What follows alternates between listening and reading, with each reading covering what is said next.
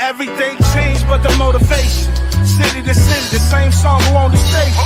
Controlling the interest. Look how these kids dress. You cashing them.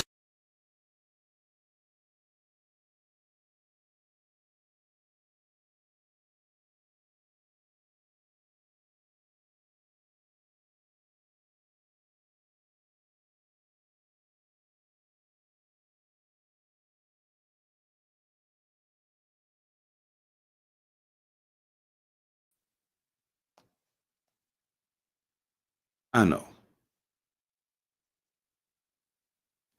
Late.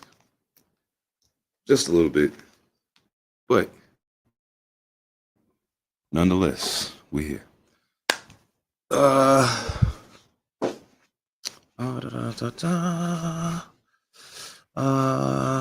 me see here. I need to fix this. Let me fix that. I don't know if I can fix it while I'm doing this. I should be able to.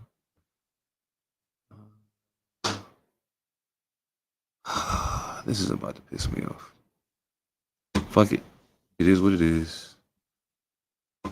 No, we're not going to do that. What I'm going to do is go in here and fix it. Is what I'm going to do. That's the biggest problem. Don't let the problems take over. That's how we do it. Let me see.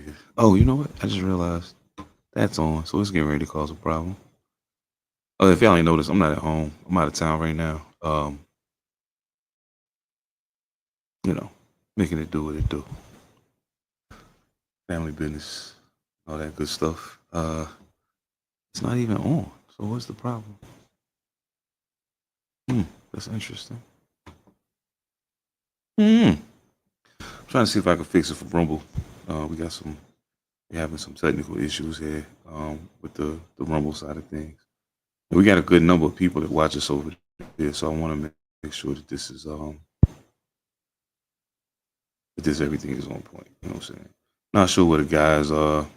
I ain't really heard from them. I haven't heard that nobody was gonna be late today. So for that, you got me though. You know, whatever that's worth.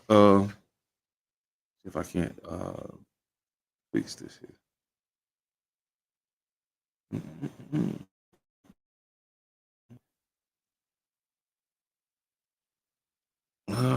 Yeah, that's kind of weird. Everything's as it's supposed to be, but it's not working. Okay, so we're not live on Rumble tonight. It is what it is. I don't care. It's cool. We good. Family was good. Hope everybody's well. Me personally, I'm doing good, man. Doing good. My biggest issue that I'm dealing with right now is I'm in Arizona and it's super duper hot out. So, and I'm using this bum ass Wi-Fi at this hotel. How this is gonna work out? We're gonna see. Hoping everything goes smooth though. That's what I'm kind of fingers crossed and all that good stuff. Fly stuff to talk about tonight. You know, the sports world has been active, man. It's been a lot happening. And me personally, I've been very happy to see some of the things that have been taking place. You know what I'm saying, going down. I think the WNBA is in a great place right now. Good to see them doing the things that they're doing to try to bring, you know, greater visibility to their sport, and you know, just to themselves as players. I got a question I want to ask about the WNBA when the guys get here. Right now, I'm gonna just let it ride, but there's definitely something I want to discuss about that. Um, well, I feel like this ain't right. Today's the 21st. Yeah, I knew something was off about that. Something's off here. It's been one of them days, man. I just been kind of fighting against forever, trying to get today, trying to get things situated for today. So, you know, for me, it's a no-brainer really that I would be. I mean, I knew I was going to be out of town. I think I probably should have prepared better for the questionable Wi-Fi. But you know, that's cool. We're gonna make it do what it do regardless, because we always do. I heard one of the brothers come in. I'll get to that in just a second. Right now, I'm trying to get myself situated. Because I know we got a limited amount of time to work with. But, you know what I'm saying? We here, man. We here. You know what I'm saying? Phantom, what's good, man? What it do? What's happening? Let, Just chilling, let me man. get. I realize I'm out of town right now. I'm feeling a little weird. Let me see. Well, don't feel weird. We here. We gonna figure it out one way or another. No doubt. I'm gonna go ahead and apologize to everybody in advance because I really feel like this Wi-Fi at this hotel is some bullshit. So if it start going sideways, you know, we'll make it do what it do. But for now, we here, so it is what it is, man. Did you get a chance? I don't think I was gonna start there, but I might as well. Did you get a chance to see the WNBA All Star Game this weekend? I saw some of it. Friday's festivities a little bit more, but saw the 3-point contest Yeah, a little I bit. enjoyed. I feel bad. Oh yeah, oh yeah. We're gonna get into that in just a minute. I'm just waiting for Mr. All Mightee to get here. We definitely gonna get into that. I enjoyed it. I think it's just a thing, and people need to be kind of okay with the fact that in an All Star game you're not going to get, you know. And I saw a lot of people talking about Skylar Diggins triple double, things of that nature, saying, "Well, I mean, they wouldn't play no defense. What you expect? You know what I'm saying? Blah blah blah, so forth." But I was like, dog, when they ever play defense in an All Star game, it just don't happen. Like it ain't happened since the '90s. Like, what are we talking about? It just don't happen. So like, you know, people would it ain't that impressive because it was in an All Star game and blah blah blah blah blah, all this stuff. But I'm like, but we celebrate all these accomplishments of NBA players in All Star games. Oh, he scored the most points in an All Star game ever. Of course, nobody's playing defense. Of course he did. You know what I'm saying? Or this team scored more points than any other team in the history. Of course they did. Like, but we don't take nothing away from the NBA players for that. You know what I'm saying? So I just think it's kind of I found it very interesting that people took the approach that they did in regards to that. And some of it was unfortunately due to them being and I hate to take it there, but it's the reality of what I've seen today. A lot of it has been Caitlin Clark fans, not WNBA fans. So they already wasn't going to be happy because she wasn't playing. So, I mean, that's just what it came down to. But I don't know. That's just my take. Well, you got it in Indiana. I mean, the All Star game. Look, there's only one All Star game that you would actually watch. The NBA and the WNBA have gone across. They're going the same path. So you kind of don't expect shit from them. You hope this year's All Star game, for the NBA, for example, you know, U.S. versus the world. You think that's going to be something. You hope, but the WNBA lost that luster because Caitlin Clark was hurt. She couldn't Right. play. I mean, regardless of how you think about it, it's in your home state. It's like Steph Curry was in Golden State. He didn't play. It'd be the same kind of reaction. It's just unfortunate, but the Friday fest was it Friday or was that Saturday that shootout? So that's probably Friday. Had to be Friday. A lot was going on Saturday. So Friday, those yeah, festivities wasn't bad. It's just the All Star game where they played on Sunday, so they played it on Sunday, so it kind of fell into the shuffle of that whole sports weekend of all that was going on. You had True UFC on indeed. Saturday. You had shit. What else was going on? That's where I think I saw damn near a lot of stuff. You had a lot going on. So the more Yeah, pressing that is thing for kind of me, the crazy. Yeah, WNBA thing absolutely. is the message they sent on that. The message they were trying to send to start the All Star. What's up, Greeny? The message they were trying to send for the All Star, True indeed. which I think is a larger Yes, picture, which we indeed. can probably get into that. Yeah, I think the thing that's troubling me the most about a lot of this is some of the things that I've seen from, especially from people that I know to be Johnny come latelys to the WNBA. You're only here because you followed. What up, Green? My bad. I didn't even have a comment, so I'm tripping. But people who just came to the table with this latest, couple rounds of rookies that came out that brought a lot of attention. Those people came to the table because of them. And I don't now mind you, I'm not taking anything away from that person and their, of course, if that's what got you here, cool. But don't allow that to skew your vision of what this is really about. You know what I'm saying? This has very little to do with Caitlin Clark, Angel Reese, Cordoso, Juju, any of them. All of the other women that built this before they came, at the very least, even if you don't know who they are, respect the fact that it wouldn't be no WNBA here for that rookie that you followed here in the last 2 years to play in if it wasn't for them. They act like these little girls, pardon me, these young women built the WNBA, and it's just not true. So I think that bothers me a lot. And this goes for a lot of people. I don't just put this on Caitlin Clark fans. I put this on Caitlin Clark fans. I put it on Angel Reese fans. I put it on anybody who started watching the WNBA in the last 2 years because of some new person that came. Page fans, all of them. Stop acting like that girl that you followed here is the reason why the WNBA exists, because ain't none of them the best player in the WNBA. Not a single one of them. Not one of them. So we can stop that. Give credit where it's Nafisa Kalia is an absolute problem. And if things continue the way that they're going right now, she will be the MVP this year. I have no doubt about it. Seven Da Pantha, what's good, brother? Yo, Bombay. what's goody? What y'all talk about Nafisa Collins? Yeah, Bombay in the building. Oh man, hey, we was talking about the All-Star game week, the All-Star weekend of the WNBA kind of in totality because of some of the stuff I've been seeing online, some of the shit people are saying.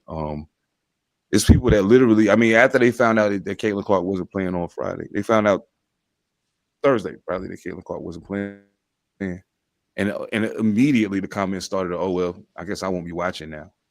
Seriously, like if you enjoy women's basketball, then that one person being hurt shouldn't make you not watch.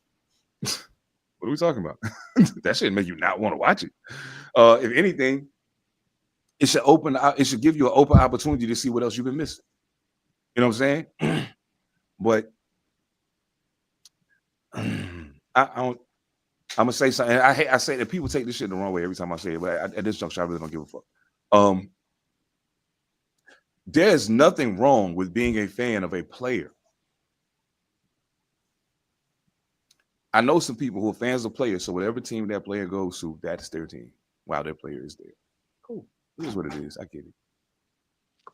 But it's a disrespect, a slap in the face, a spit in the face to Cynthia Cooper and Cheryl Swoops and Lisa Leslie and Rebecca Lobo and all of the other ones, Sue Bird, Diana Taurasi. I could go on for a while. It's a whole lot of women that helped build this thing into what it is and made it possible for Caitlin Clark and Angel Reese and Nafisa Kalia and all of them, Angel Wilson, all of them. None of them would be doing what they're doing right now if it wasn't for the ones that came before them. So let's stop acting like this new crop of women is the best shit since sliced bread and be honest with ourselves and be honest with sports. Like you're doing a disservice to the sport by doing the shit y'all doing. The weekend was dope though. Salute to the New York Liberty. Y'all had two people take top honors in two different events, the skills challenge and the three-point competition. I really wanted to see Sabrina and Caitlin Clark go head to head in the three-point competition. I was looking forward to that. Especially since neither one of them has been late. So it was of great interest to me to see how that was going to play out. But Caitlin Clark was hurt, so y'all know what happened. Finally misses after 11 in a row. Ionescu putting up a monster performance. Oh my! Sabrina Ionescu just ridiculous again. From the wing, starting to slow a bit. How about the money ball? She got it at 28 already. Ionescu, this is absurd. She is the master of this contest. Slows down a little in the corner, but a 30 spot for Sabrina Ionescu.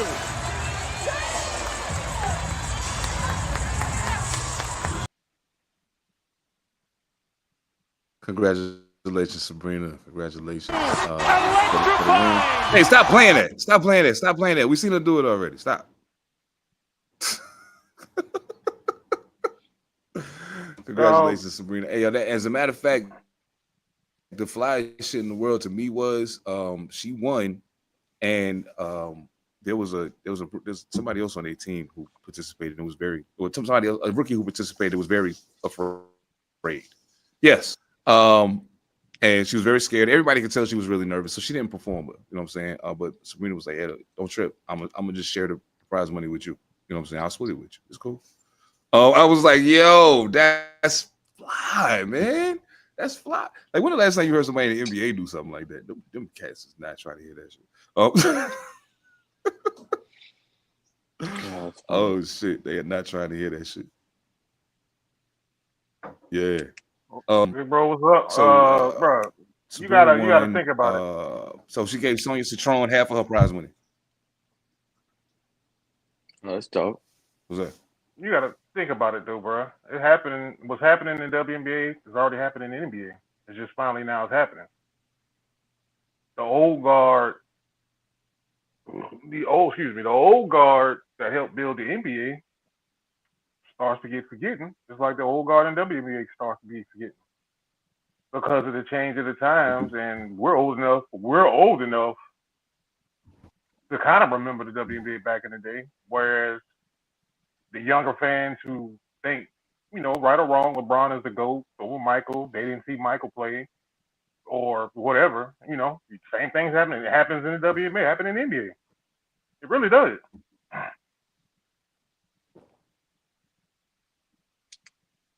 And it's even worse in the WNBA because at least there's us who can tell young cats, "Oh, nah, you didn't see this person. Let me put you on." Nobody's going to these. Okay, I heard a conversation about the WNBA earlier today that I wish I had heard when it was taking place, but I'm kind of glad I finally got to hear it today. And it was taking place on another podcast, which I will. Fuck it. It happened on Gil's Arena. For those of y'all who haven't been watching Gil's Arena, Cheryl Swoops has been on there quite a bit lately. I don't know if she's officially part of the team now or not, but she's been on there quite a bit lately. And they were talking about things that can happen to bring greater excitement to the WNBA for people who may not be tuned in presently. Now, as much as I disagree with Nick Young generally, he made a very valid point. He said, "Hey, why don't you just lower the rim? If you just lower the rim, it's enough of them that's almost dunking, and some of them that can dunk. You're gonna change the whole. You change the whole world for them if you lower the rim." He got massive pushback from Gil, from Cheryl. But then he was like, "Well, dog, ain't the ball smaller? Ain't the 3-point line closer? So what's the problem with lowering the rim then? Like, you accounted for everything else. Why not account for that?" You know what I'm saying? So I mean, I wanted to ask what y'all think about that concept of potentially lowering the rim that might bring some dunking, some alleys, some different things to the table in the WNBA that we're not getting right now. Ben said that, bro. They need to boost the athleticism. That's it. That's it. Okay. All right. Let's be real for half a second. Okay. He said for half a second. Most ladies don't really like sports. Okay. I'm gonna make a generalization. Most ladies, if you ask them about sports, they may have a favorite team because their brother, their dad, somebody that they dated, maybe somebody their husband has a team, or maybe they're just into sports, but it's not like that across the board. So okay, you're not gonna get a bunch of ladies to come to the game. You're going to have to get some guys that like sports in general to come to the game. So times are hard. Tickets to an NBA game are very expensive. Okay. Tickets to a WNBA games are marginal. All right. If you had a choice to buy one of the two tickets, you're going to buy the NBA ticket if you have the money. All right. If I can split some money up, you're going to have to give me something to see on this court for my money. Lower that rim and let these girls, ladies, women, start doing their thing. a lot of them can dunk already, but they don't want to get hung or barely graze the rim on camera in a game, whatever. So go ahead and lower the rim a little bit and let them really do their thing. And I think it would speed the game up. Some of the layups that you see missed all the time, they could just dunk the ball. The same way the dudes get a chance to just dunk the ball, get easy, buckets. Let them do the same thing. The scores will be higher, faster paced game. It'll be cool. I understand why the purists, the old school, I understand. But hey, if you want to get some money going, you got to do something, man.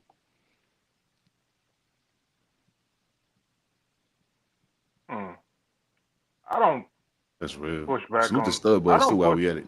Courtney Williams and Letitia Heidemann. Yeah.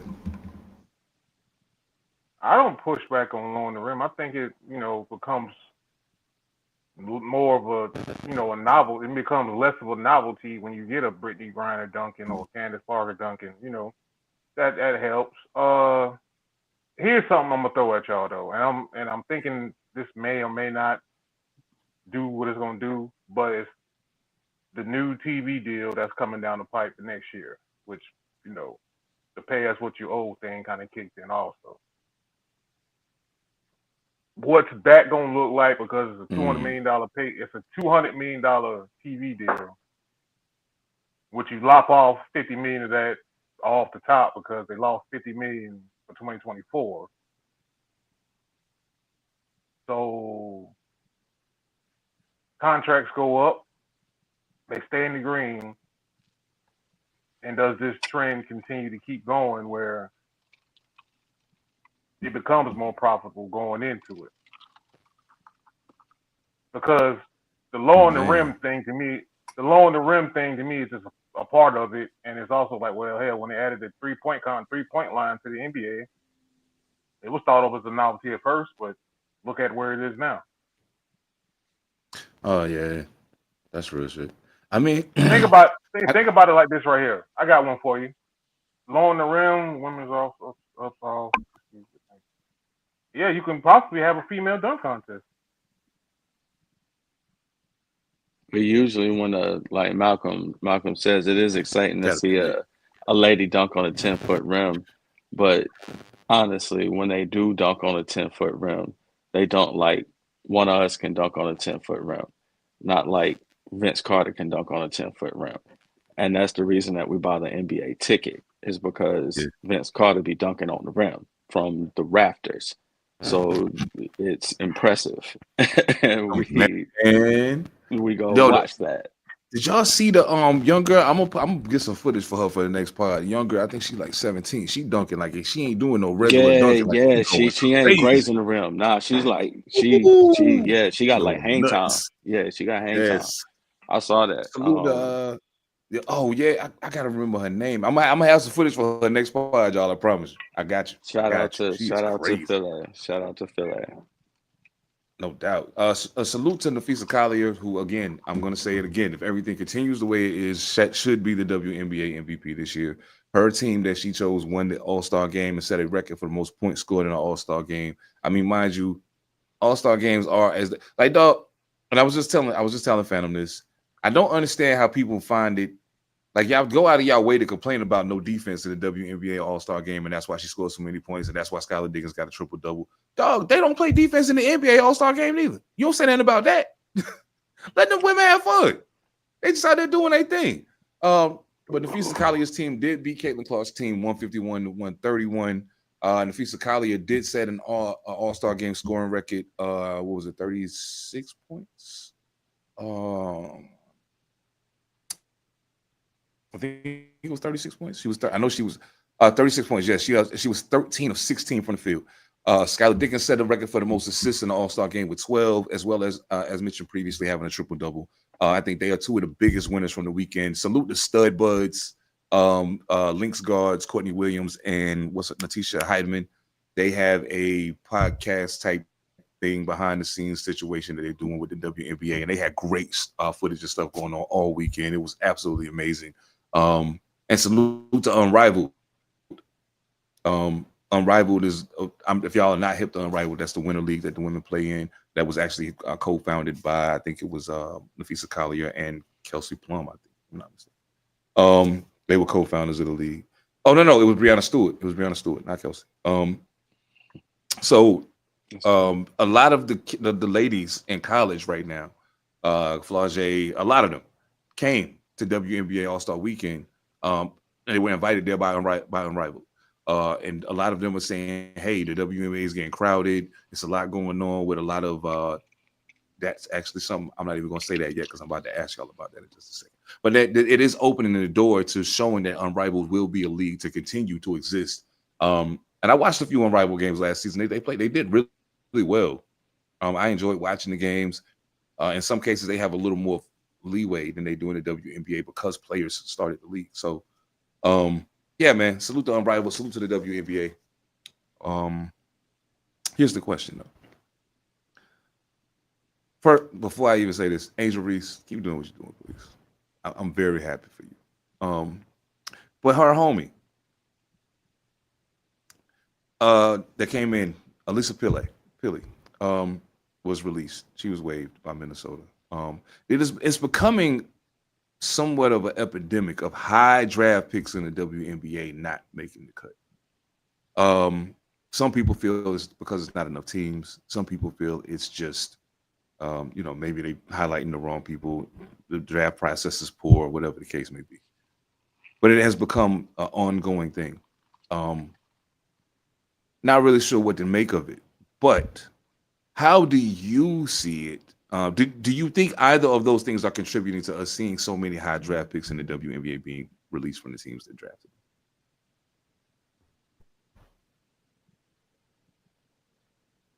Hell, I'll say not enough teams. You could definitely spread some. You could have some more ladies that could make it in, make it interesting. If you had at least two more teams, just two. That'd be enough to get some of the ladies in, give them a spot to, because there's no G League. There's, they got the Unrivaled League, but still they have no developmental league or anything like that. So out of college, that's what it is. Go overseas. Yeah. One of the two. That'd be cool. That'd be cool. Get some more teams, man, because Man, hell yeah. you're gonna miss out on some talent because there's nowhere for them to go but overseas. And the ladies overseas ball, they hoop just like the dudes do, but of course we don't see it.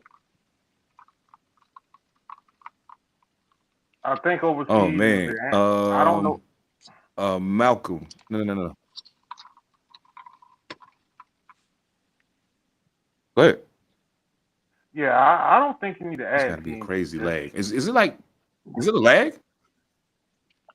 Nah, you all right. I'm You good. actually ain't You doing good. that. You good right now? Yeah. Yeah, Okay. I think it's. It's just because the actually- responses seem like it's a long time. I don't think you add teams just yet. Just yet. I would probably try that when the TV deals kick in, and then you could add one or two. Absolutely. I think that might be more of a kind of a financial, fiscal, more responsible way to kind of when the TV deals kick in, you could probably do it. But I also think if you go over, I think the WNBA and overseas leagues should kind of work together on that. Because you don't have a G League, could there be an overseas affiliate maybe? Could there be something that you can do for some of these players? Because, you have the G League, G League is all year, the G League that came up, with the D League, but now it's the G League. So could you have something for them, for those high draft picks to go and learn? And overseas generally is a little tougher than WNBA and travel and Let them play go. and travel and A lot of them play with their college counterparts, man. Let them play with the dudes. Let them go, open it up. Let it be co-ed. Let them go play in the developmental leagues. If they're, Yeah, well enough, some of them could probably hold their own down there. Because just like there's a handful of players that could probably play in the NBA, give them a chance. Let them play. Open it up. yeah, it can work out. It can work out somewhere. Man. That's why I say I'm leaning Yeah. heavy on this TV deal thing because I'm like, I think that might be the you see it changing now, but once that kind of kicks in, that money kicks in, maybe it could be something more developmental and more money and all that, and you They can grow the should league. they should streamline the whole thing. So we're going into the digital age, and eventually they're gonna have courts that are digital. You're not gonna have to no more wood, all that crazy. They're just gonna project whatever you need on the court for whatever the purpose is. So if they would invest in that technology, I would put the women's game almost like a JV game before the men's game and just consolidate and streamline everything because one is funding the other one anyway. So put the game before. They say they're not. They've been They trying to say say they're they're not for not, years. but they Real talk. are because you're losing bread. Just put the game before the other game, attach it, and flip the floor. Give it the feel. Your banners and everything are already digital. Your scoreboard's already digital. You could flip the whole arena really quickly and streamline the whole process, man. If you wanted to stop hemorrhaging cash every single year. Well, there is a drawback to that, and I'm gonna use I'm gonna use the Yeah. wrestling reference on this. I'm gonna use the wrestling reference on this. Do fans have enough attention span? Because it's like if you watch a wrestling show, for example, like a big wrestling show, you got the pre-show, you got the other shows, and you have the main stuff that goes on. It's like a UFC card, also in some way. Hmm. You don't see a whole lot of fans in there for that unless it's just a fire ass card or fire ass fight card. To where Right. you like shit, you want to see Right. damn near Yeah. everything you can possibly see, or if it's something going on, like if you use WWE for example, you got an NXT going on, and then that goes on at like let's just say 5 or some shit, and then like a SummerSlam or some shit goes on like at 8, but that's still like a fucking 5-hour show. And an NBA game, you got what, a 3-hour NBA game, Yeah, so that's 6 hours. that'd be like That's 6 hours. 6 hours, Ooh give or wee. take. Mm. Who has that? Like you got to be Yeah. invested. You got to have something to invest Yeah, you you into that to got want to sit yeah. for 6 hours. Some of that's gonna come down to how they do ads and all that too, though. Like, because sometimes the basketball game take that long because of all the commercials. You know what I'm saying, It's or the whatever. commercials, Like, bro. especially when it ain't a lot of fouls being called. If it's not a lot of fouls being called, the game usually kind of keep moving. You know what I'm saying? Until they take a TV timeout, and then it's like, oh, boom, timeout. Now we got to watch these 5 commercials. That's getting ready to be a minute and 40 more seconds that we could have just been watching the game. You know what I'm saying, or whatever the case may be. Now the back side of that is pause. But the other part of that is when you have something like the WNBA that's still, despite how long it's been in existence, it's the dynamic of what it actually is and what it can become. And the understanding of that has changed in the last 5 to 7 years. You know what I'm saying? Because we've seen some highly talented people who have figured out ways to be more than just on the basketball court. See, and that's one of the reasons why I don't understand why people throw so much shade at Angel Reese. I'm like, yo, yeah, she doing all of that other stuff. And maybe you don't like that stuff. But guess what it's causing? It's causing people to watch the Chicago Sky. And it's causing her to get her own sneaker. And it's causing her to be on a Reese's peanut butter cup cereal box. Like all of that stuff, some of that stuff comes as a basketball, but a lot of it's coming because they understand now. She understands how to market herself. You know what I'm saying? So it's bigger than just being a basketball player. And you're starting to see more and more of it happening. I went to the WNBA page on Facebook the other day. The first thing I saw was not footage of the game. It was footage of the women walking in on an orange carpet. Why? Because their fashion and how they carry themselves and who they are outside of the basketball court is starting to matter to people. You know what I'm saying? So just like it matters in the NBA and in the NFL. If you can have superstars in the NFL where you don't even see people's faces, you should be able to have stars in the WNBA. Superstars, super duper stars. There's some beautiful women playing basketball. You know what I'm saying? So like They should be able to be super duper stars. But people like to put them in a box. So now you got to kind of figure out how to get out of the box and figure out how to move around. Swaggy P, I never agree with you, dog, until you said that. As soon as you said that, I was like, not a bad idea. Not a bad idea at all. I could totally see that working.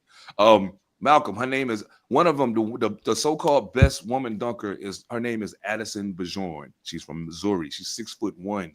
She's graduating in 2026, but apparently she's been dunking like she's doing since 2019. So she's been dunking since she was very young, and she's only 6'1". So she got hopped. So I was just watching. That's why I had my head like this when I was watching. I was watching on YouTube. My bad, but yeah, man.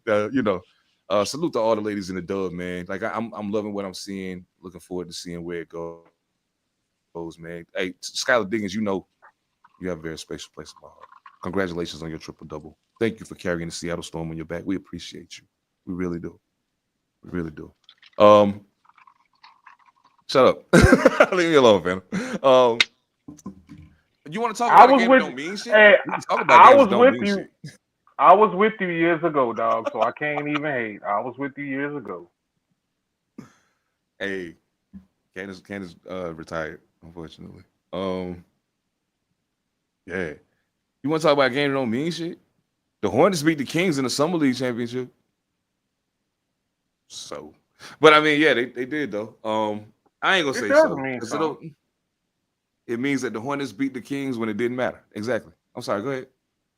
It means a little. It means a little something, just because we've been waiting on the Hornets to do something for a while, and with LaMelo Ball, you like, okay, they got something, they got something. You don't know yet, but if you're a Hornets fan, you're like, okay, that shows me progress. Everything shit, it don't count, but hell, give me something, as a Hornets. I mean, if you're a Hornets fan. If you're a Hornets fan. What's his homeboy's name? What's his name? Nupel? What's his name? The kid from the rookie I can't even say his last name. Nupel. Knippel, that's it, yeah. That's it. He was the championship game MVP. Whatever the fuck his name is, I don't know. The dude that was the MVP of the game that don't matter. That guy that played for the team that at the moment don't matter. That guy. Salute to him. Salute to you for your wonderful summer league MVP, sir. Salute to you. That means a lot.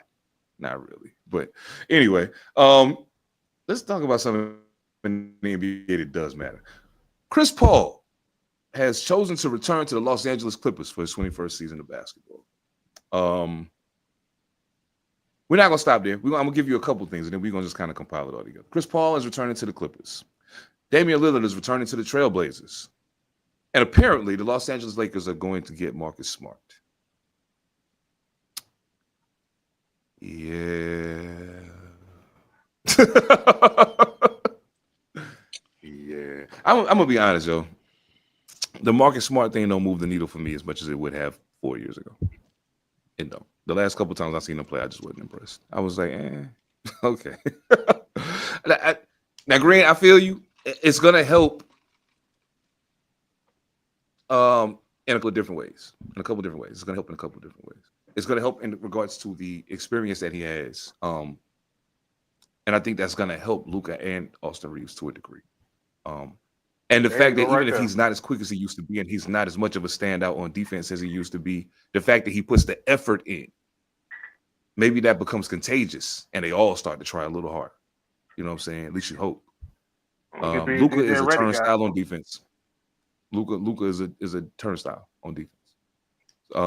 So I think that helps in that regard, if nothing else. You can get him off the ball and put Marcus Smart on the point guard on the other team. Which may help some. I don't know. Which I think about all of that. Like, Dame going back to Portland kind of shocked me. But not really after that whole situation with the Bucks and his rehab and all of that. But Chris Paul going back to the Clippers definitely surprised me. Yeah. Shocked. Oh, he back. Mark me shocked. He back. Mark me shocked, yo. Yeah. So I don't know what y'all think about All of that. All of that. Ooh, boy. Chris Paul going to LA doesn't shock me on this one. Just because he wanted to be close back to home. So Okay. he basically went back home to be close with the family. So that's kind of that decision. Don't know it was the best one, but okay. Signed with the Hornets then. Nah. I'm joking. Marcus Smart, I think, actually helps y'all, dog. I think that's gonna be JJ Redick's like sounding board. He gonna say what he gonna say anyways, but like fuck around, y'all don't want to fuck around and play defense. You gonna play defense around Marcus Smart. You gonna get effort around Marcus Smart and JJ Redick. Oh, he gonna be on the court and your ass ain't. No shit. true. He gonna put a fire on the goddamn Austin Reeves and all the Dalton Connect under their ass. So that helps. The Dame thing, welcome home, Dame. Welcome home, Dame. And I'm sorry, dog. I can't. $70 million in 1 year from two different teams. Shit. Say less. 70 million. I hear you, dog. I hear you. I just don't want us to turn into one of them podcasts, dog. The money cool. This nigga already rich, man. Come on. Like, let's be honest. He already rich. I mean, it ain't got nothing to do with that. The deal is the deal, but to go just back, you know what? You couldn't get to Miami. The Milwaukee thing didn't work out, so why not go home? Do you know what? It also tells me that the things that I thought I noticed about him and Giannis on the court were true. What I thought I saw was actually what I was seeing. It's not that, and I don't think it's that they don't like each other. I think it's that they don't know how to play together, and that's a problem. Yeah, that's a problem. So, yeah, damn, man. Not enough time together, and in the way that turned out, dog. Dame wanted to go to Miami, but it didn't happen. So, shit, just go back home, bro, and go back to Portland, where you're arguably what 1, 2 greatest trailblazer ever. 1, 2, 3, however you want to do that shit. Definitely top 3.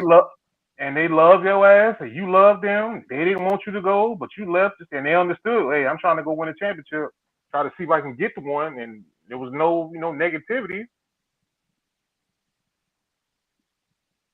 I mean, no real negativity about it. So shit, hey. I guess the thing for me is this, and at a point, I guess it kind of comes down to how you feel about rings. There was a lot of talk about a lot of places Dame may have wanted to go. Bro, you just said exactly what I was thinking. Thank you. Here's my thing. You did this for a couple of reasons, Portland. You brought Dame back because since he left, there's been nobody there to bring people to give people a reason to come see you play. Nobody cares what school, bro. The guy that you drafted to replace him, nobody cares about him. You thought he was that? Nobody cares. Dog, he could. Never mind. I'm not gonna do it. But nobody cares about him. None of them other guys that you brought in there thought they was gonna save the day. DeAndre Ayton couldn't help you. None of it helped. Win or lose, Damian Lillard will put those bodies in the building. And you know it. That's part of the reason why you was like, yeah, come on. The other part of that being, once he is healthy enough to play again, he's better than every other point guard on your team, even at his advanced age. So, my question becomes very simple for the Portland Trailblazers. You're probably not going to have him all this season. 9 times out of 10, he is not going to play this year. What are you going to do differently within the other 2 years left on his contract other than what you did when he was there before? You haven't proven at any juncture that you know how to put together a winning basketball team. You didn't prove that. That team that Dame took to the Western Conference Finals, that was him. He did that. Him and CJ. Him and CJ did that. Yeah, let me not take away from CJ. Him and CJ did that. So front office, it wasn't y'all. Y'all didn't put together a winning team. Them boys willed them to the Western Conference Finals. What are y'all gonna do? Does Chris Paul help the Clippers? Maybe. If he can stay healthy. If he and they can stay healthy, Chris Paul helps the Clippers. Pause. He played 82 now. His I health understand ain't that. what you question. He played 82. He played 82, but how many minutes does he play? That he gives you enough, but guess what though? He ain't the caveat in LA. We all know who that is. I feel you. We all know who Here's it my is. thing though. But how many? The bigger question is he played 82 last year, but when was the last time he played more than 70 before that? Shit, he has. It's It just might have been Houston. It might have been Houston the no, last time he no, played no, no, 70 no, no, regular no, no, season no, games. no. Okay, I'm where about was to he look at this up before? right Was he now. in? I'm about to look this up right now. I'm almost willing to get you on there. I'm like, wait a minute. Is Phoenix? The Phoenix? Where did he go after Phoenix? He went to Dallas, right? Not Dallas. Where did he go No, he after didn't go to Phoenix? Phoenix. He didn't go to Golden where did State. he Golden go? State. Oh, Golden State. Yeah. He Yeah, definitely Golden didn't. State. He didn't play more than 70 games at Golden State. He didn't. Well, There's no way. I mean, that's only because of who was in front of what was in front of him. Well, I mean, he was hurt too. He was hurt too. Okay, so check it. The last time he played 70 games was in Phoenix. That was the last time he played 70 games. And that was in 2021 season. He played 70 games. After that, it was 65, 59, 58. Then he played 82 last year. Some of that was DNPs, though. Prior to the 70, 58, 61. So he's had some injury problems. That's all I'm saying. Yeah, he played 82 last year. Great. But he's also 40-something years old. So, I mean, he's only 40. You got to take it into consideration, though. You have to take that into consideration. I'm gonna need for you to do this. I'm gonna need for you to stop doing this shit, motherfucker. That means if he old as fuck, what the fuck does that make me, you, and L? Well, L younger than both. I don't play in the NBA, dog. I don't play point guard for the Los Angeles Clippers. He do. I'm not gonna get hurt walking down the hall. I'm fine. Yeah, you will. You get hurt. Goddamn sneezing too hard. You don't even know why. Nah, that don't happen to me. I'm not there yet. I'm not one of them niggas. I'll let them old niggas do that. Old is a state of mind, and I ain't moving there. So the thing is, the reality of the matter is, he ain't no spring chicken. Kawhi stayed hurt. James Harden to fuck around and get hurt on you too. So that's if all three of them are sitting on the trainer's table, what good did this do you? I'm just saying. That's all. Well, we said this going into last season. We said this until the playoffs kicked in. We was like, if they healthy, it's a shot. So if everybody healthy, we said that last year. Like they can do a podcast from the training room. It'd be dope. They'll be fire. They'll be fire. They will be fire. Fire. Absolute fire flame. They will be fire. Oh, shoot.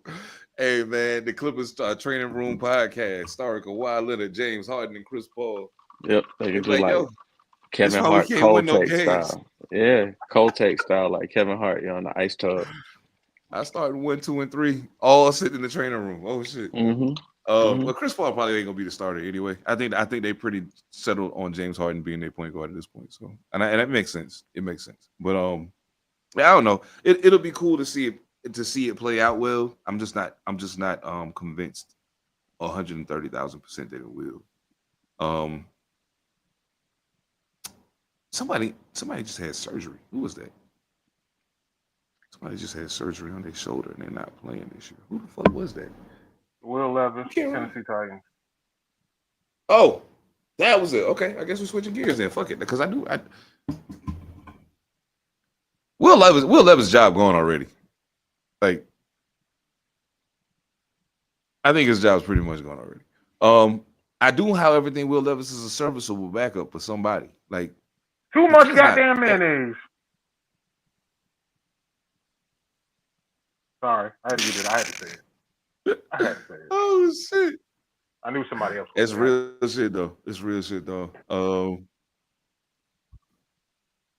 I mean, we're gonna see what happened, but I think it was a foregone conclusion in most people's brains in the Tennessee Titans organization that Cam Ward was going to be the starting quarterback the moment they drafted him. I don't see why not. Like, it makes perfect sense that would be the case. The kid can play, and Will Levis hasn't proven beyond a shadow of a doubt that he's the best quarterback in the building.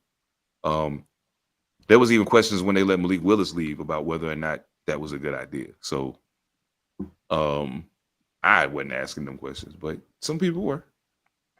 I was. Some people I were. was. So we're gonna see what happens. But I know you were. We had that conversation on here about Malik Yeah, Willis I because was. because he played okay in a He couple went to games he Green. covered for Jordan Love. Yeah, that's why I said hey, shit. But this all that does is, I mean, it clears the deck for Cam Ward, so you got to take your bumps. He might surprise you. yeah. Does this Oh make yeah. Will I Levis? think you will. Yeah, it makes Will Levis a trade piece if they want to. Yeah, that's real. Because people seen enough for him that if they somebody might be like, man, I could do something with that. You know what I'm saying? And be like, well, look, since he ain't playing no way, let's do this. Boom, boom, boom. You got your quarterback of the future. Let us get him and do da. That makes perfect sense to me. One of the things that I've seen that didn't make sense, since we're talking quarterbacks, I'm gonna stay on quarterbacks real quick. Actually, no, I'm not. We're gonna do that at the end. Where we at time wise? Okay, yeah, let's get through these couple other things real quick. Then I'm gonna ask that question. So first, I do want to say the drama in Cincinnati is ridiculous. I, I I fail to understand how you have a defensive player that plays the way Trey Hendrickson plays, and you do not want to pay him. It's very strange. It's very, very strange. And Mike Brown was like, well, no, we offered him a raise. He didn't want it. You offered him the raise you wanted to give him, not the one he asked for. That's the problem. When's the last time the Bengals defense was even good enough for this to be a discussion about a player that played for them on defense? It's been a while. It's been a while. Marvin Lewis was tenure. Yeah. It was back then. It was yeah, Marvin you're Lewis. absolutely right. Yeah. You're absolutely right. I don't know. I think it's very realistic that Hendrickson might say, if you don't give me the contract I want, I'm sitting down. I can see him doing it. And he's already said that it's a possibility. So, do we have a Detroit? I guess Detroit the biggest situation? question would be, he is 30 years old. Mm-hmm.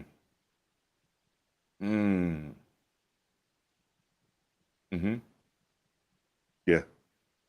That's pretty much where it's at right there. That's pretty. Fuck it. It don't make it no better that Myles Garrett, TJ Watt, all these other edge rushers just got paid. And Micah Parsons is coming down the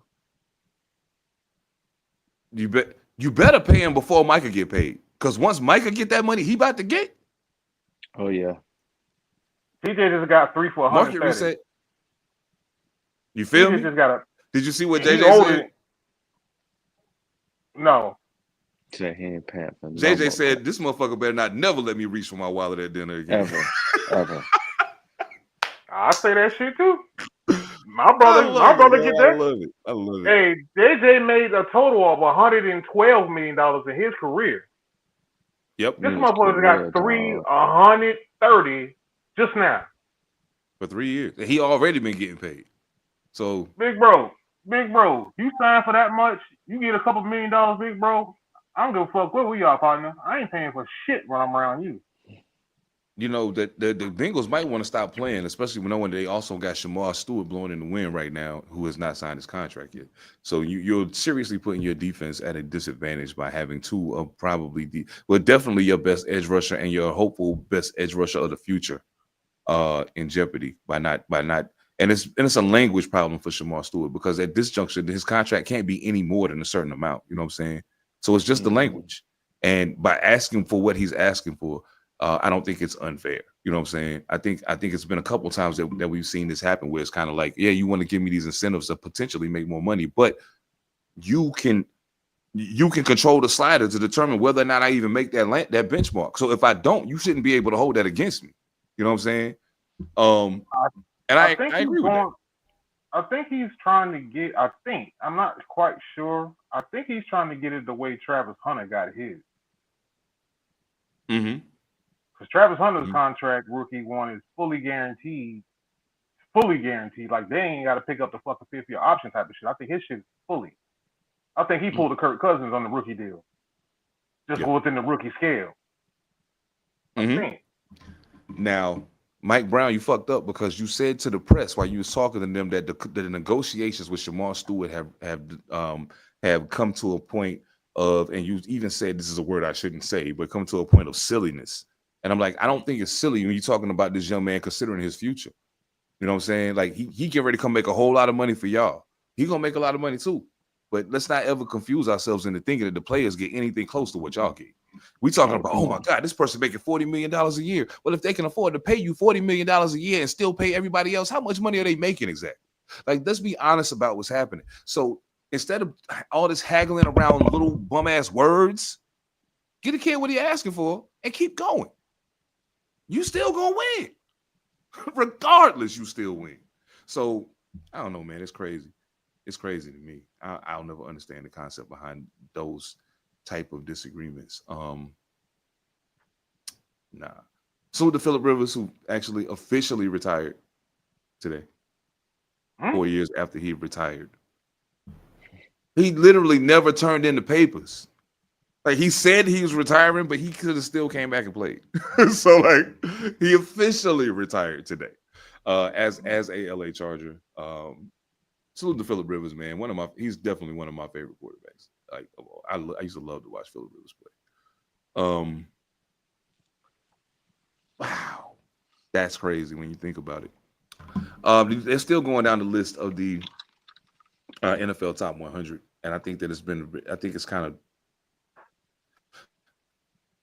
I got my own issues with being on the list, but at the same time, I guess in some cases I kind of understand where some of the reasoning come from. Like I had to take into account that they're kind of basing it off of last year to a degree and the expectation for this year. So some of the players that I expected to see there, haven't been seen yet, and I think most of them won't be because if they're higher than these numbers, then somebody's playing the game wrong. But let's take a look at who we got.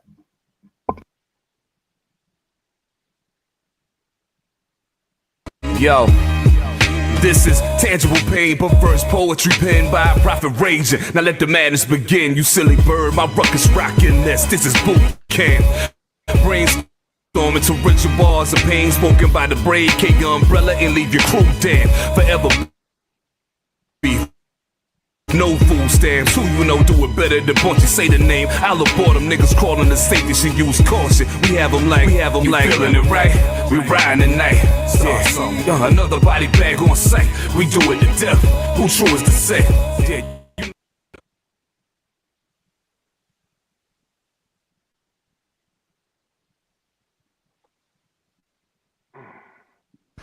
They go one of your fat guys at number 69 there, Phantom.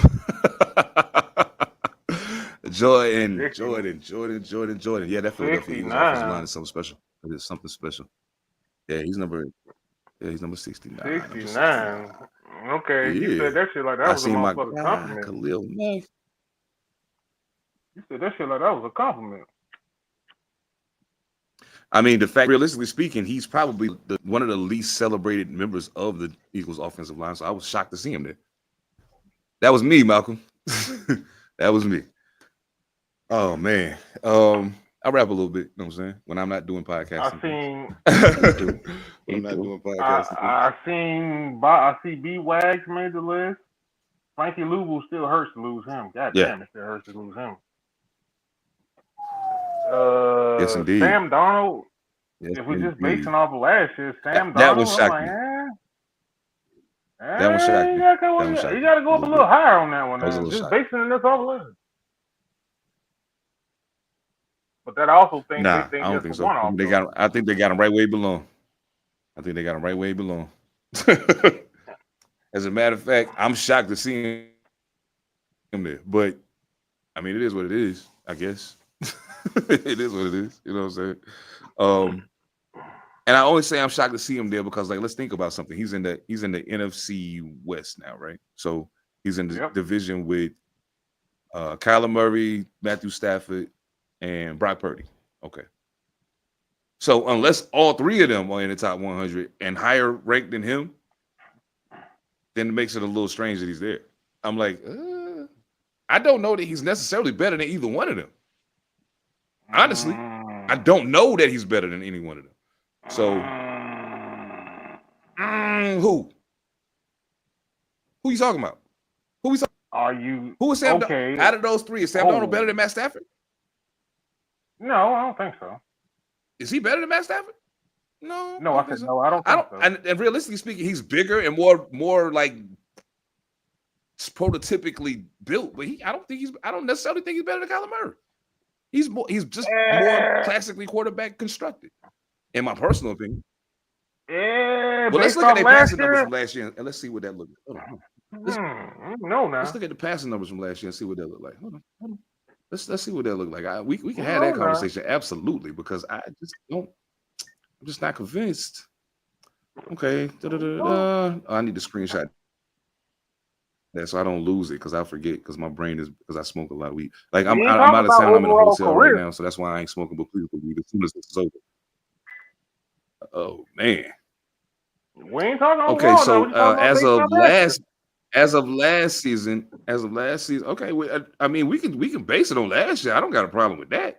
We can base it on last year. As of last year, he passed for like 400 more yards than Kyler. He had like 12 more touchdowns, but he threw more interceptions. Slightly higher quarterback rating on a much better team. As much as I like Marvin Harrison Jr., he ain't Justin Jefferson. No, like come on, he got two killers at wide receiver. So let's be honest about it. Is he better than Addison though? Is he better than Addison? Is who better than Addison? Marvin Harrison. Marvin Harrison, I don't know yet. Not from what I saw last year. No, not from what I saw last year. So is that a product of Kyler Murray, or is that a product of Marvin Harrison? I actually watched them on an interview talking about that, the two of them together. And they said, you know what? It's just a matter. It's simply going to be a matter of us figuring out the plays that work the best with the two of us. It was at times we found spots, but like it's going to take some work to figure out what works the best with both of us on the field. And I was like, yeah, I could dig that, because Kyler ain't used to having nobody like you. Like he had DeAndre Hopkins for a minute, but like DeAndre Hopkins is DeAndre Hopkins. Like he do what he do the way he do it. Marvin Harrison Jr. different thing. He's not his dad yet. It's gonna take time. You know what I'm saying? So neither one of Minnesota's receivers last year was a rookie. Marvin Harrison Jr. was. So I mean, even if he played to the best of his ability, different conversation we having at that point. You got two killers at wide receiver in Minnesota. They're both animals. Like, come on, yo. Come on, man.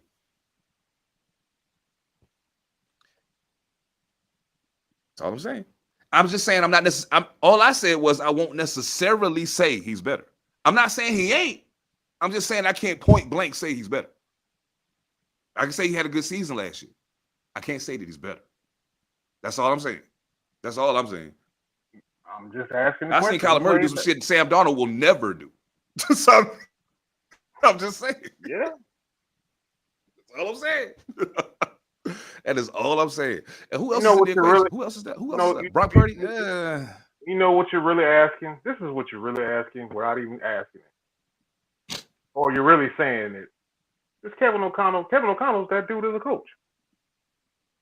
Absolutely. Kevin O'Connell's that dude. That's what you really want to say. Kevin O'Connell's that dude. You want to find out if Sam Darnold can get away from Kevin O'Connell. That's all you really was saying. Yeah, that too. Yeah. Not only that though. Like, okay, so check it. I look at it the same way I look at when we were talking about hoops and talking about who was better at doing this, that, or the third. And I'm like, yo, you can't watch YouTube clips and tell me who's better. You can't. Because on YouTube, they only gonna show you the highlights. You got to see the good, the bad, and the ugly to have a fair assessment. I've seen the good, bad, and the ugly of Sam Darnold. I've seen the good, bad, and the ugly of Kyler Murray. In my opinion, they're two different uglies, but they're equally ugly. When it's bad, it's really bad. You know what I'm saying? When it's bad, it's really bad. I think Kyler Murray's high is higher than Sam Darnold's high only because he has the added advantage of that athleticism to run. I think his high is higher than Sam Darnold's high. However, if we're talking median, if they're playing at their absolute best and the defense is really good, but they have equal pieces to play with on offense, then I think it comes down to how you call the game. And that's where Kevin O'Connell comes into play. So, yeah, absolutely. I feel you. Kevin O'Connell, like, yeah, absolutely. I feel you. Here's the thing, though. Tell me if I'm wrong, Ev. I think we've had this conversation too, Ev. Sam Darnold, we all can agree, got ruined by the Jets. We all can agree to this. Yes, absolutely. But in no place, at no point in time, in Sam Darnold's contract, wherever he went, was a film watching clause put in his contract. Damn sure it was Kyler Murray. And we know it was. Mm-hmm. I'll leave that right there. Okay. Yeah, I'll give you that. I mean, okay. We're talking quarterbacks. We got a few minutes. So I don't know if we talked about it. Did we talk about this top 10, top 25 quarterback list? Did we talk about this shit? Mm-hmm. We talked about it. Did we talk about it? I don't think we talked about it. Did we talk about it? Yep, full blown segment. We talked about it. Okay. The only thing that's making news right now is Cam Newton saying Jalen Hurts ain't top 10, but you're making logical sense about that. But okay. I agree with Cam. And don't get me wrong, dog, every time I say something like that, it's a homie that worked with me that's a Philadelphia Eagles fan. And every time I say that, he's like, what do you mean? We just won the Super Bowl. I was like, nigga, Trent Dilfer won a Super Bowl. What are we talking about? That don't mean nothing. I mean, it do, but it don't. Like, well, Troy Aikman won a Super Bowl. I don't know, man. Troy Aikman got 3 rings. Troy Aikman got 3 rings, dog, and he just happened to have an all-time leading rusher in the back. Now, is he thought of as an all-time great because of all that? No, because historically, what do we say about Troy Aikman? He had damn near the greatest offensive line of all time. He had the this, that, and the third. Okay, then we go to Eli Manning. Eli Manning is going to be in the Hall of Fame off 2 hellified playoff runs and beating Tom Brady twice. Yeah. So there's got to be a happy medium in there because, Patrick Mahomes, by the way, he played Patrick Mahomes in 2 Super Bowls. Now, they say y'all played him in the first one, but I'm like, okay, he did turn the ball over in that Reed Austin play. He did turn that over. That turned into 6. But if you're telling me about the second one, his defense was a motherfucker, but okay. To your Trent Dilfer point, it's like, man. that man just did he just does what he does, and it's just like, okay, we didn't go get Saquon Barkley for fucking you to throw the ball fucking 45 times. We got Saquon Barkley. Hey, okay. Turn around and give him the ball. Hello, Baltimore Ravens. You got Derrick Henry. Turn around and give him the ball. Let Lamar keep about 3 more years on them legs. Yeah. Let him keep about 3 more years on them legs. You know? 2 at least. Exactly. 1.5, because you don't know what Derrick Henry is going to be, but at least 1.5 to 2. I got a slight kerfuffle at work because this guy didn't like my opinion about the quarterback situation. And I was like, well, dog, I told him, I looked him dead in his eyes and said, dog, I just read the list. The only person on this list I'm taking before Lamar Jackson is Patrick Mahomes. That's the only one. I don't care what I'm trying to do on offense. I know he can do it. It's just a matter of what I put around him and how we execute it. That's the most important thing. If I want to throw the ball 40 times a game, I need to go get top flight receivers. If I want to have a balanced offense, like kind of like what they got right now, and I always say they don't got a true wide receiver 1 because they don't, but they have some really good wide receivers. They got some quality wide receivers. They're not superstars, but they quality. Zay Flowers could become a superstar with his little ass. So I'm just saying. Indeed, you already know. So I like Joe Burrow a whole lot. I like Josh Allen a whole lot.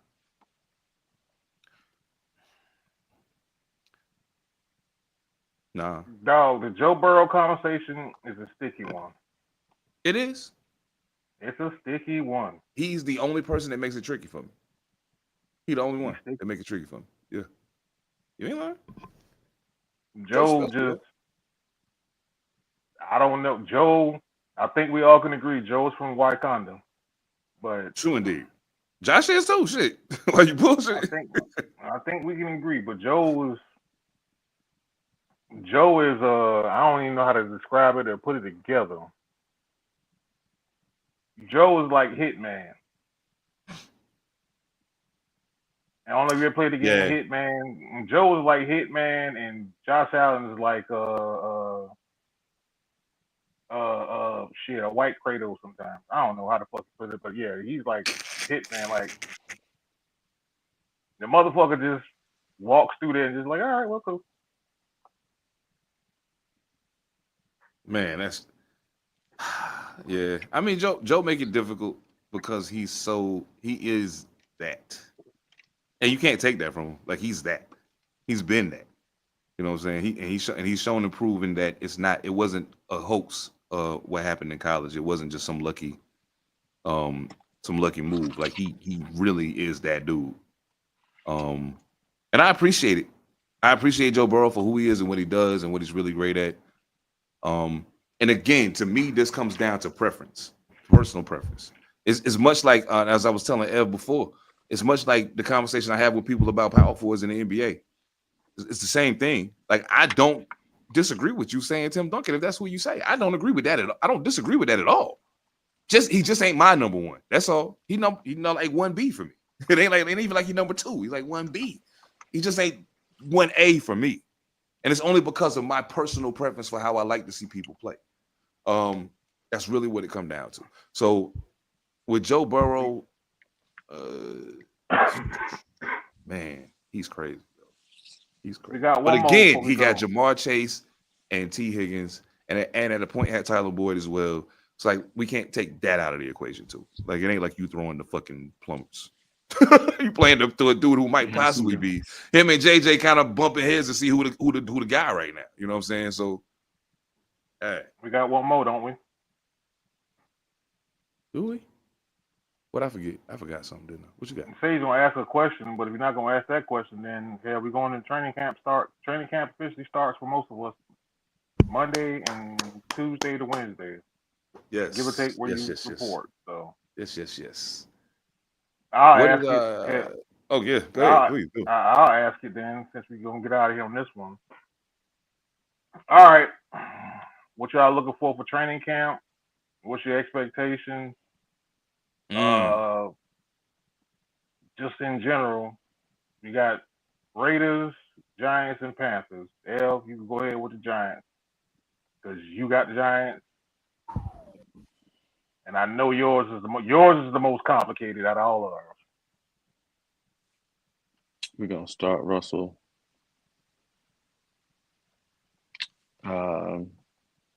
Jackson Dart is probably gonna end up being our quarterback of the future. At least he's gonna get a chance to do it. But Russell's gonna start the season for us. They're gonna be much like his season in Pittsburgh, where he does well, but at some point gets yanked and the young boy will get his chance. Jameis, I don't think he clipboard will be his thing more than likely in case everybody gets hurt. Outside of that, man, we just, we got Neighbors still out there on the field. If he can run a clean route, which we know he can, Russell will put it on him. So he's going to get his yards this year. Russell's going to get his yards like he normally does. It's just that what's your now, expectation of Abdul Carter? Just out of curiosity. I think that's TBD, man. I'm very optimistic about his chances. I just think that he's going to get a uh, very eye-opening welcome to the NFL because of the division that he just happens to walk into. You got to go hit Saquon Barkley, son, and And go that's chase Jaden Daniels. yeah, bro. Like, and it's not easy, dog. Like, you're gonna have welcome, So I have high hopes for him. I know he's got a great motor, so I know he's gonna be all over the place, doing his thing. So, much success to him. I just think that how we do, man. We probably got another 2, 3 years, maybe another 2 high draft picks before we round out what we do to do our thing again. Now, do you think Dabo is there for the whole process?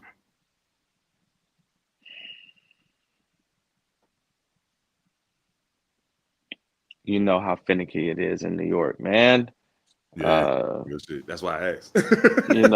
If it depends on how the boys look. It's always about the look. The story, the rally. Even if they don't make the playoffs, how did it look? Was it interesting? What was did the team look like they were responding? How did it look? So uh, if he stinks up the joint, they might toss him.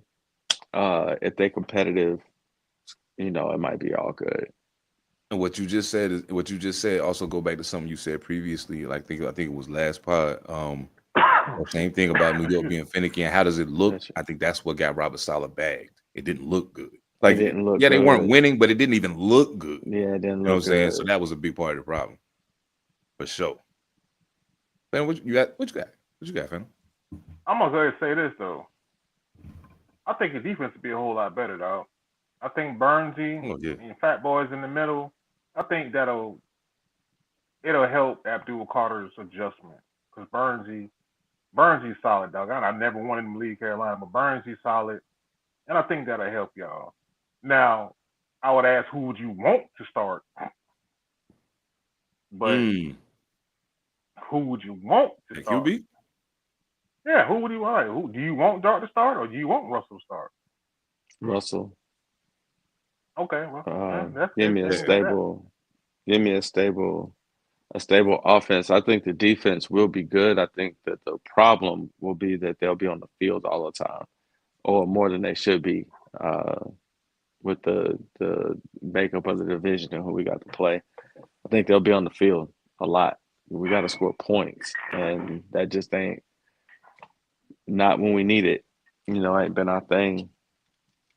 But Russell, if it's one thing he can do is be accurate and be on time. He can run an offense. So if the young bulls get together, maybe we'll have some success. No doubt. I can see that. Well, I know what mine is. Okay. Mine's health, first and foremost. Absolutely. Health. I only got 3 on PUP. Tommy Tremble had back surgery. Excuse me. 3 on PUP. Tommy Tremble had back surgery, and we got 2 on. Derek Brown's coming off. Derek Brown is trending up. So I'm okay on that. My sneaky one is this. T-Mac, is you that? Now, let me get some clarification first, because we had this on the podcast, and I don't think we apologize for it. T-Mac's comment about he didn't watch film, that was his freshman year of college. That was not the draft process. That was not him going through that. So if we didn't address it, apologize. I'll clear that one up. But to that point, T-Mac, you got Jimmy Horn Jr., who drafted in the 6th round coming out of Colorado. And my boy is fast.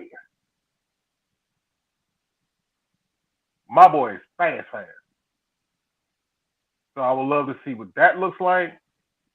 offensive line health, and we have a consistent offensive line 2 years continuity on the offensive line. Bryce, health always, and this is your prove it year.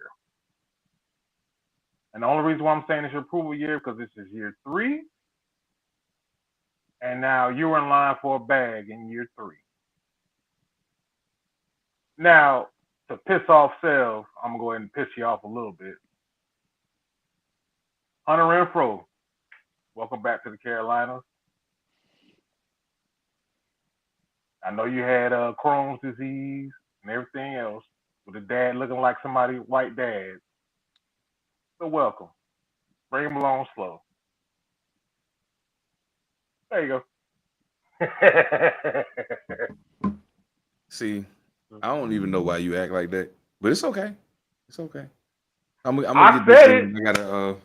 We Yeah. argued about it for a whole calendar football season year about what the hell, where's Hunter Renfro? And I was like, he'll be in Carolina. I hope the hell not. Salute. Hey, that might be one of the best things that happened to Bryce Young, though. So salute to him. Good luck, Hunter. Just not too much. You know, far as my, I guess the biggest thing for me, Geno Smith for one, and that's the big thing. We got a lot of new pieces on defense. I think our defense is going to be okay. Like our defense has probably been the best it's been in 20 years, the last couple of seasons. So Max Crosby has a lot to do with that. But also, shoring up the back end pause. And then even some of the linebacker pieces that have been moved around and that we've been able to acquire recently have been kind of dope. So my biggest question marks are on offense, Geno Smith, the lackluster receiver core. How is this going to work? It troubles my spirit for Jacoby Myers to be the best wide receiver on our team. That's troubling for me. He should be like the third guy. I don't understand. But we just didn't address it the way we should have. And I know that there is the probability of a particular young man who's really, really fast, who made a really, really bad decision to come back. I will say this in regards to that really quickly. I'm all for second chances if you learn your lesson. I'm all for second chances if you learn your lesson. But I will also say that from what I heard in the press conference when you were talking, I'm not so sure you did. That worries me. That this may not be the end of the road for you as far as trouble goes. I hope I'm wrong. And if they do bring you back to the Raiders, I hope that you cherish your opportunity this time because you didn't before. I'll be interested to see what we do with the running back position. Ashton, I mean, I have no question he's probably going to start.